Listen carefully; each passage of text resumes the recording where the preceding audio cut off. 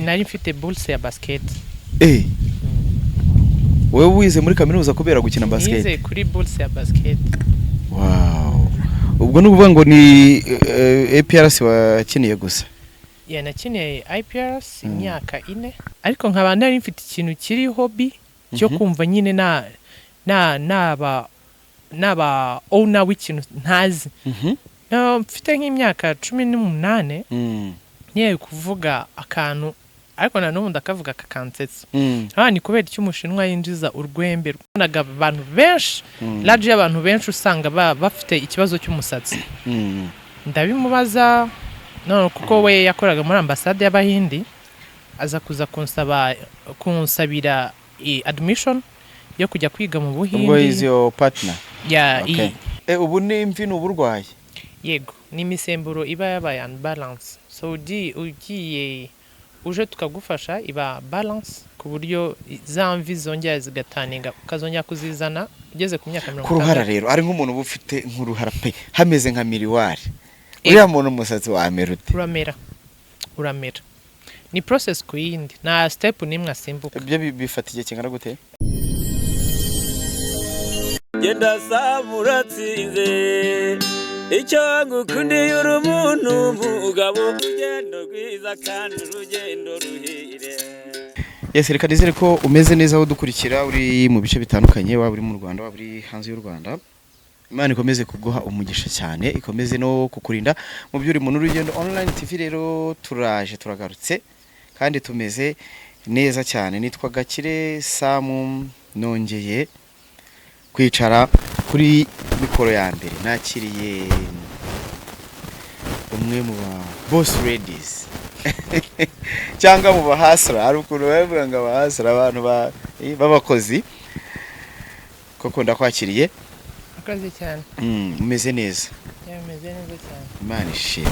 N'ubwa mbere tumaze igihe kinini uzi ko ndi umunyamakuru nanjye nzi ibyo ukora ariko none reba ukuntu kandi hari igihe menya nigeze ngusaba ikiganiro urabyanga urambwira ngo ntiwajya kuri kamera.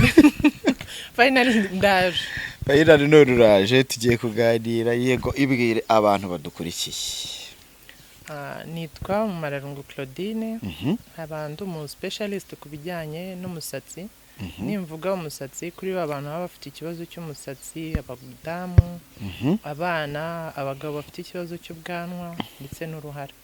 So ndabafasha bisi. Kudasizemo imvi nubwo ngenda shaka kuzijyana imvi bisaba process ndende. Gusa iyo mbyitayeho ako kuki abantu bazijyana kandi nge nzikunda. Bibaze ko ngewe nsigaye mpaguruka mu muryango y'abavuze ngo abasaza bakuru mu muryango bita mpaguruka. Nizimara kuba nyinshi zimaze kuba umweru zabyanga. Ntago nabyanga. Ujye ureba muzehe uriya musaza nkunda cyane nigeze nanamukoresha ikiganiro Ngarambe. Ngarambe azifite ari umweru hose.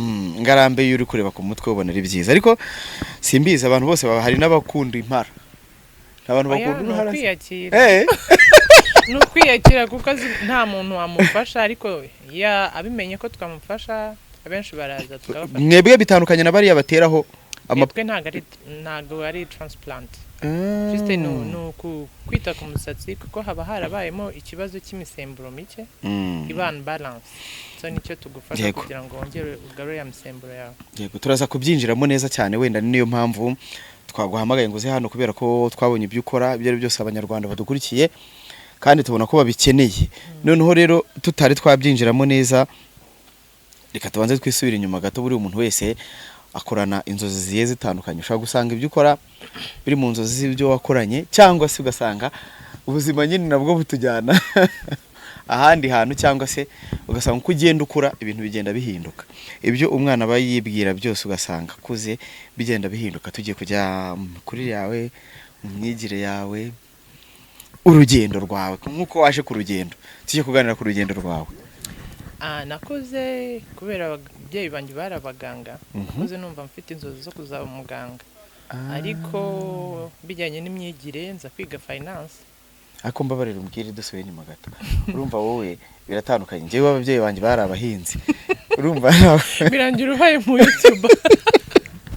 Urumva ntago njye nigeze nkurana inzozi zo kuzahinga.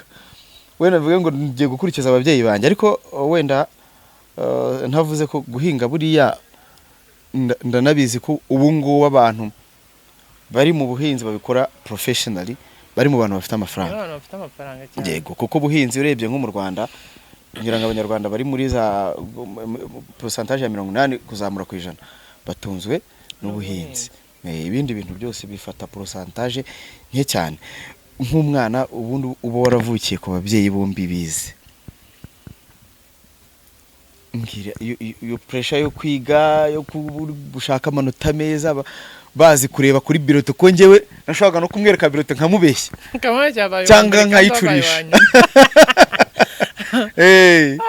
Nago biba byoroshye ariko nagize kugira icyambere ababyeyi bize aba ari byiza cyane. Yego kuko aragupushinga mu mbaraga ze, aragupushinga ikindi nyine ako nawe wigana pressure. No nago ababyeyi bacu nago bigeze badukiraho pressure. Byahinde yo kuvuga ngo ndashaka amanota meza. Buri muntu wese njye nagize ababyeyi navuga beza. N'ababyeyi batigeze bashaka guhanganisha abana. Kakundi buri muntu wese bari bazi ko yeguza ubwenge ariko you need to push harder. Ntashaka kugeranya na murumuna wawe, ntashaka kugeranya na mukuru wawe. So nyine bigatuma buri muntu wese akora ku mbaraga ze. Niba uri yazi ubwenge ni hari ukuntu haba hari ababyeyi babi cyane. Ngasanga agenda kugereranya na mugenzi wawe, agenda kugeranya ibyo ngibyo inshuro nyinshi bikunda kudamaginga abana. Iyo bakuze kandi ukabona ko akura afite trauma yo kumva yuko yakugeranya na runaka, even no muri business bikazamo kandi byarahereye ari umwana. So rero nago nge papa wanjye yakundaga kuvuga inshuro nyinshi buri mwana azana n'umugisha we. So you pushing umwana cyane umusunika no ku kintu kitari ngombwa. So nta kintu yigeze agushyiraho pressure y'iki ABCD. Yarazi ko yarakubwiraga inshuro nyinshi wowe uri mwiza, wowe uri mwiza ubwawe. So do not compare yourself to others. Inama zo kumyitwarire, inama zo kumyitwarire hari nk'igihe usanga nk'ubu wenda gahunda ya leta nziza nakunze ibintu byo gukubita. Ako kera baradukubitaga gukubitaho ubuzi ko nari nzi ko nzakora revenge none uyikora kurinde ko abana banjye. None leta yahise ivuga ati gukubita umwana bigize icyaha. Ngi bari trauma. Kuziko no bigo by'amashuri batagikubita ku ishuri hehe wapi. Ariko ngiye kozaga koza ntago byambuza kugukira. Oya. Inkoni ifite uburyo irera umwana. Ntago mfatanya. Ariko kera ari igihe umuntu yagukubita ukagira ngo hari icyo mupfa. Kuri abakubitaga umuntu ukajyana inyamaswa. Kuri umuntu akagukubita paka ugasanga umubiri wose wuzuye inyama. Hari n'ahantu mu cyaro bafata nk'umuntu yibye bakamukubita, hari aho bapfa, hari abo bamugaza bamukubise. Ariko ngira ngo kubera ubuyobozi bwacu bwabihagurukiye ngo bagenda banigisha bamwe mu bantu bo mu ntuza. Ubwo ndi kugira ngo turebe umwana w'umukobwa buragira ukuntu ababyeyi be bamugira inama cyane. Hari igihe bagukanira, hari ababyeyi tuzi bakanira abana, hari noneho n'ababyeyi tuzi aganiriza umwana. Urambwira kuri ibyo bintu bibiri. Ngewe ababyeyi banjye ntago ari bababyeyi bakaniraga cyane ku buryo gufunga umwuka. Yari wa mubyeyi ushobora kuba yakwereka ikibi akakwereka n'icyiza. So du umuntu wakuze njya muri club akakubwira this is your time, ufite amasaha kugera aya masaha, akakurekura juste kuba akwizeye ibyo byonyine byatumaga ugira limite. So ndi rero kuvuga ngo ntaho ujya bikarangira usimbutse ibipangu ahantu adahari ugasanga ukora ibintu biri bizarre. Kandi ndizera we uburyo yatureze nta mwana n'umwe, tuvuga turi batanu, nta mwana n'umwe mu bo tuvukana wigeze agira imico iri ikabije kuruta iyo we. Urimo hagati uri? No, ndi first born. First born. Oh wow. Niyo mpamvu na bya bindi mu kanya nari nkubajije by'uburyo uri hard working burya nje ndaza kubihuza. Yego. Ubwo rero urize urangije segonderi, mu kujya guhitamo icyo wiga ugiye muri section, hari ukuntu umubyeyi yabishyiraho aguhitiramo. hari n'ukuntu umwana avuga ati ngiye ndashaka kwiga ibi. urumva inshuro nyinshi bakundaga gupresiza yuko ko ari abaganga bakundaga gupresiza cyane yuko mwiga amasayansi yego ujya muri science kugira uzaze muri domaine yabo. Nakuze ari abapharmaciste papa na mama urumva bashaka nyine n'ubundi kugira ngo muzaze inyuma yabo muzaba supporting umwanya bagize intege nke, ariko nkura numva nyine atari ibintu byanjye. Nshaka kwiga numva nshaka kuziga icungamari finance, ariko nareba akazi ko muri banki bora ntago nabishobora. Birangira ngiye muri kaminuza nize ICT, ariko technology bikarangira atari ibyanjye. Ariko nkaba nari mfite ikintu kiri hobby cyo kumva nyine naba owner w'ikintu ntazi. Mfite nk'imyaka 18 niye kuvuga akantu, ariko na n'ubundi akavuga kakansetsa. Ni kubera icyo umushinwa yinjiza urwembe nkajya nshaka uburyo nyine nakwita ku wanjye, ariko biran professionalists nta naho mbifite igitekerezo biri aho ngaho.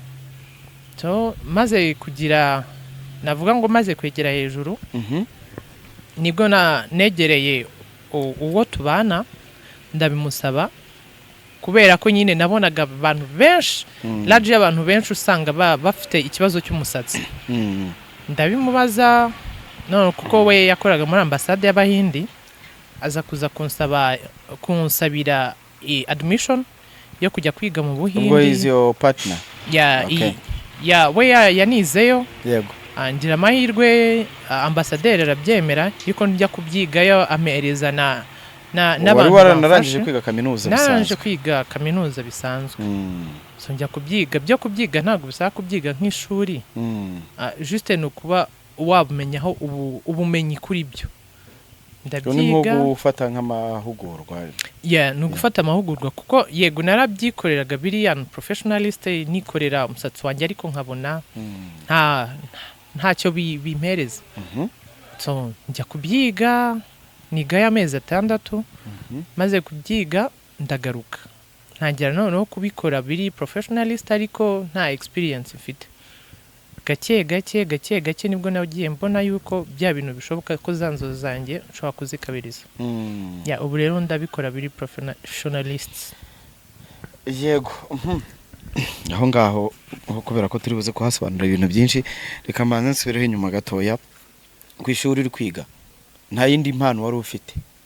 Nta bindi bintu umba gutekereza wenda uvuga ati cyangwa se okay, urabizi ku ishuri hari igihe umuntu aba hari uririmba muri korali, ukina filime, ukina amakomedi cyangwa se ukina amanuza mu mateatre ku ishuri, bese ibintu byose bibamo.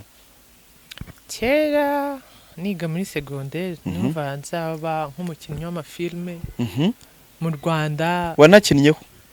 Nabikinnyeho i Rubavu, ariko kubera kuba shy cyane kuri camera nkambona nagari ibyanjye. Nkambona nagari ibyanjye bajya gukatinga, ukabona nyine bari gukatinga figa yose, umva bikarangira mbaye shy. So birangira mbonye atari ibintu byanjye nakora, njya gukina basket kuko n'ubundi nayo narayikinaga. Bikina ndi umukinnyi, nza gukina muri team ya IPRS y'Amajyepfo, ariko nari ntarashaka. Maze gushaka ariko biza kumbera imbogamizi ko nahise. Ubwo ni naho wigaga wakiniye? Nari mfite bourse ya basket. Wewe wize muri kaminuza kubera gukina basket? Nize kuri bourse ya basket. Wow. Ubwo nukuvuga ngo ni APRS wakiniye gusa? Nakiniye IPRS imyaka 4. Nshaka kujya mu yandi matima, ariko nza kugira ikibazo cy'imvune, rero ivuyemo nanga kongera kubijyamo. Ubwo wakinnye wanasohokeye igihugu wenda mwagiye gukina mu bindi bihugu? Yego. Wow. Urumva ubwo wasanga aho naho hari mu muhamagaro. barimo ariko biba bivunanye bisaba Yaba imbaraga bivunanye. nyinshi cyane cyane iyo Bisaba umuntu kwitanga. yinjiye mu wenda ukavuga ati ndashatse hari igihe ibintu byose bihinduka. ayo ngiye kuko n'umutwaro wanjye yabikundaga barabikunda arabikina we yarampushingaga ariko numva ndi focus cyane kuri business kuruta gukina. Ubu se ubu waba ukika Ndakina ubu nko muri weekend. ubu ugira Ballon abana barayikina mu nzu Wow. tuba dufitemo panier wow. turayikunda pe. Ibyo ni byiza cyane nabikunze. Reka twigarukire rero ku musatsi rero. Sasa ibibazo byanjye byaje byo ku musatsi. Ubu uragiye utangiye kubikora kubera ko byatangiye no gushaka kwita ku musatsi wawe. Yego. Birangira wumva ko wabigira profession ukafasha n'abandi. Yego. Nyuma yo kuza sinzi nimba warihereyeho wenda ukavuga ati okay. Urumva bava mu kinyarwanda ushaka gutera uburezi Arabwibanze, yego. so nari mfite umusatsi mubi special nagiye no kubyiga papa ari njyewe ijana. So birangira inshuti zanjye zarazimbona zikamya dukoresha ayo mavuta nkabwira aya ngaya bakamya zana tujye pfa kugerageza ubutaha bakunyakansaba nkabona mbona large baye abantu bamaze kuba benshi. Ndavuga why not nabyize kuki ntabikora biri professionnel. So njye kuko nari narabonye na certificate yabyo kuba narabyize so najya kubikora biri professionnel gutyo. Reka tubyinjiremo neza noneho rero. Harimo utuye mu bwoko bw'amavuta n'icyafasha umuntu. cyane reka ngende kuri side y'abadamu. Hari abantu baba bafite umusatsi ucika, hari abantu baba bafite umusatsi udakura, umusatsi muke ku mutwe, agasatsi kaba gasa shokora kadafite uruti. So ayo mavuta yose rero uraza nkabanza nkagupimira nkabona kuguhereza amavuta ajyanye n'ikibazo cy'umusatsi wawe ufite.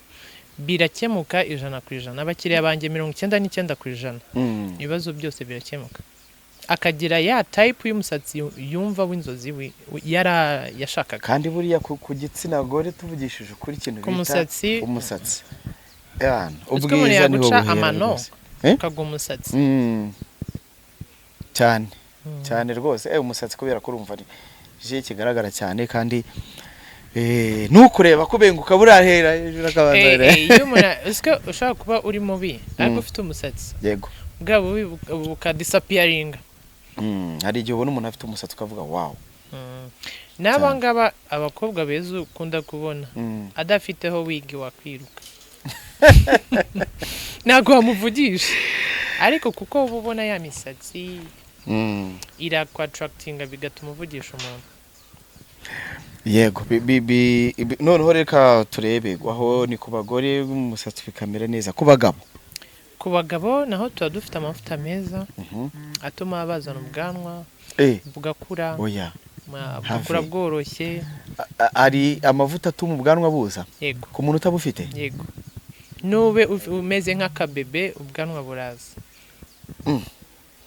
Afise kandi ibintu nzi hari umuntu tera ubwo impamvu mbitinzeho kera hari umushiti wanjye wigeze kuba ngafite produit ngizana ubwanwa twika kuri kaminuza ariko ashaka kuba ari we muntu wabicuruje nk'amafaranga menshi kandi mubo yabihaye nta numwe bwameze. Byari ibintu bitaga ngo pousse poil byavaga muri Kongo. Hari ibyo bitaga pousse poil na anti-poil ku muntu utabushaka. Yego. Noneho rero ibyo bintu izo produit kuva icyo gihe nyine nahise numva ko ubwo nimba umuntu nta bwanwa afite ubwo nta nubwo agomba kumera nyine. No, actually biba bikora. Ahubwo wenda nuko uwabitanze abatazi instruction zabyo. Yego. We akugurisha nk'umucuruzi ariko ntago yasomyeho amategeko yakoresha kugira ngo bwanwa buze. Ni ukuvuga ngo nk'umuntu udafite ubwanwa agatangira none hari gukoresha ayo mavuta byafata igihe kingana gute? Step ya mbere ayibona mu mezi 3. Abenshi ariho ba giving up niho hatangira kuza utuntu tw'ubwanwa dukomeye, ubwoya bwa bwoya nibwo butaningamo ubwanwa. Rero mu mezi 3 abagabo benshi baba baginvinze up.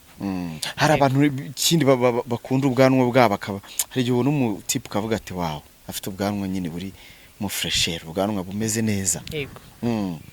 Hariya buraba yakoresheje iki kandi wenda yarasanzwe afite ubwanwa. Ego hari umuntu ufite ubwanwa bukomeye, buba bumeze nk'amasinga. So dufite products ashyiramo bworoha, agacishamo isokozo bworoshya kugira ngo agende bashyiremo ama produit ngo burambuke. Tugereza amavuta meza atuma bworoha kandi bukanabyibuha. Buba bufite uruti rwiza pe. Aho no kuvuga ngo ni ku bwanwa. Impara rero. Ya uruhara abantu benshi bakunda gakera. Hajya buri uruhara n'uburwayi. Yego. Nka diabete, nk'amasinzite ni indwara. Ubu ni imvi n'uburwayi. Yego, ni imisemburo iba yabaye unbalance. So ugiye uje tukagufasha iba balance ku buryo za mvi zongera zigataninga ukazongera kuzizana ugeze ku myaka 50. Ku ruhara rero ari nk'umuntu ufite nk'uruhara pe hameze nka miriwari. Uriya muntu umusatsi wa amerute. Uramera. Ni process kuyindi na step nimwe asimbuka. Ibyo bifata igihe kingana gute? Uriya haba harabaye uruhara burundu. Wowe bishobora gutwara imyaka 3. Yego. Bisaba kwihangana. Yego. Urumva ku bagabo nagiye ngerageza 60% babaye successful. Abandi ba giving up ukwezi kutaragira, urumva bafite pressure bakubwira ntago biri gukunda. Kubera ka pressure bafite ko kumva yuko biri buhite bikura ku kanya, ntago bashobora kubyihanganira. So hari nk'abandi rero abayumva it's okay, I will do it, icyashoboka cyose nzagikora, akaba akihangana ajya kugera umwaka wa mbere. Yego. Abona umusatsi wariyongereye volume. Kurya agera ku mwaka wa 2 umusatsi waraje neza. Ndagira ngo wenda hari akantu nibagiwe unsobanurire kubera iki ari Coco Beauty Clinic. Ya twabishyizeho Coco Beauty Clinic kugira ngo urabona nk'abantu baba bafite ikibazo cy'amaso baba bafite clinic yabo. Abantu bafite ikibazo cy'uruhu baba bafite clinic yabo. So nanjye nabyise Coco Beauty Clinic kugira ngo abantu bose bafite ikibazo cy'umusatsi especially bajye batugana. Kuko turashaka kuzana product zose ku buryo umuntu azajya ashaka any product yo muri Amerika, muri Korea, China, France ku bijyanye n'umusatsi akayikura iwacu. Feedback iva mu bantu bawe bakugana wumva ari iguha iyihe motivation? Urumva udafite feedback nago proceeding. So za feedback nagiye mbona nziza 99% y'igitsina gore bagiye bampa niyo yampushinze igatuma ngera ahangaha ndi. Yego. Ubu nuvuga ngo abantu ufasha abantu baje kukureba bahageze cyangwa se n'umuntu ashobora kuba ari nko mu ntara? Nabo ari muri Amerika, bari France, abari Canada ndabafasha as long as tuvuganye musaba. Ibwo nicyo kibazo nayo mfite. Umwohereza product cyangwa ushaka kumubwira ibyo agura? No, ndamupimira. First no kumupimira nkabanza kumenya type y'umusatsi wiwe, nkamwohereza product zijyanye n'umusatsi we. Ushobora kureba ku ifoto ukamenya type y'umusatsi w'umuntu? No, turavugana kuri telefone abenshi kuko ku ifoto ntago wareba ikintu, ahubwo uburyo awusokozamo, uburyo wakira amazi. Yego, nicyo kintu tuvuganaho kuko niho hantu tuba dutandukaniye. Yego. Abwo no uvuga ngo n'abantu bari hanze mu bihugu bigiye bitandukanye urabafasha cyane. Ubwo ndi kugira ngo ufasha abaje kukureba gusa, ubwo byumvikane ko n'abari mu ntara byo n'uruca abana biroroshye cyane. Ubwo ngiye kubariza abantu bari iwacu Nyamasheke.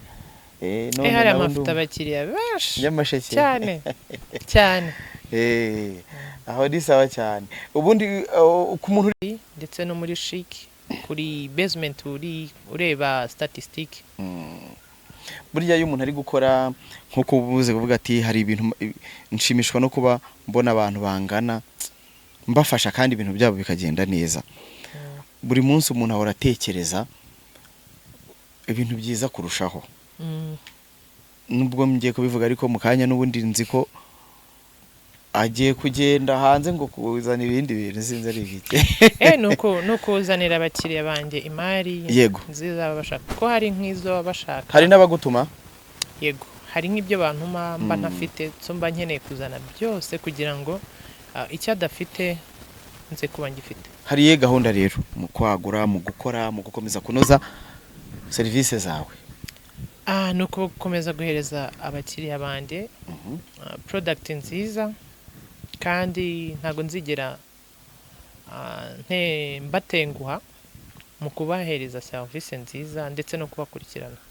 Yego, abantu benshi bamwe badukurikiye navuga ko basikaminzwe ku ma produit menshi kuko tujya tubona abantu ukajya nko kuri social media ukodaringa ukanishyura bakakohereza product ikakugeraho pe atari ko batayiguhaye ariko wayikoresha ntagire result nenye ubona.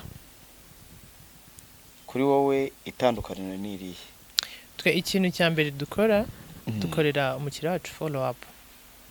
Niba uguze product zacu tuvuge cyane cyane ku bagore nkora follow up kugera ku mwaka kuko ya mavuta muhaye aba ari step by step, ntaguhaye guide ntiwamenye uburyo yakoresha. Nicyo kintu n'iby'abandi we ni ukuvuga ngo ugomba kuba uri en contact n'umukiriya. Yego, kugira ngo ujye guidinga uburyo ari bukoreshe product. haba harimo muri yanjye rero iramufasha kugira ngo ya product yanjye icyo mba nshaka mba nkeneye gukomeza kubaka brand. Yego, ya mavuta yakoresha neza demo ayakoresha nabi niko brand yanjye iri kugwa hasi, ariko uko yakoresha neza niko brand yanjye ndi kongererwa abakiriya bakongera no kunyizera kurutaho. Wow, yeah. Aho ni sawa cyane ndabyumva. Ngaho rangira abantu rero address zose zishoboka na platform bashaka kubabonaho bakanabasura. Dufite platform nyinshi zitandukanye. Dufite Instagram Coco Beauty Clinic, TikTok Coco Beauty Clinic, dufite Facebook Coco Beauty Clinic, byose ni Coco Beauty Clinic. Batubonaho icyo tutaragira ni YouTube channel batubaza ariko genda usobanura abantu kubera ko uri inshuti yanjye nanjye YouTube ubwo ebana nzagufasha kuyikora. Nzagufasha kuyikora ujye uza ukore uha abantu episode rero na telefone abantu bashaka kubabonaho cyangwa se n'abashaka kuza gufata ubujyanama kuri office cyangwa ku kazi. Ni 844679. Iyo nimero twanayisizeho ndumva kuri iki kiganiro kuri screen abantu bari kureba gasanga umuntu ari kukubwira ati mpa nimero y'uwo muntu, ariko ubwo abantu bari kureba iki kiganiro rebe muri screen twanayipininze hasi ahantu hose irahari cyane kuko nimba ari ikindi kintu wasoreza ubwira abantu badukurikiye mfata nk'umwami. Yego ari isanga rwose. Asante sana, reka nshimira abantu bose badukurikiye, nshimira abantu nyine bahora murabizi neza ko turaranga tubereka ibintu byiza ubu ahantu heza ko abenshi baragaruka bakadushimira. Abandi bantu bose badukurikira bareba ibiganiro byacu Imana ibamugisha kuko wakoze cyane. Imana ikurinde.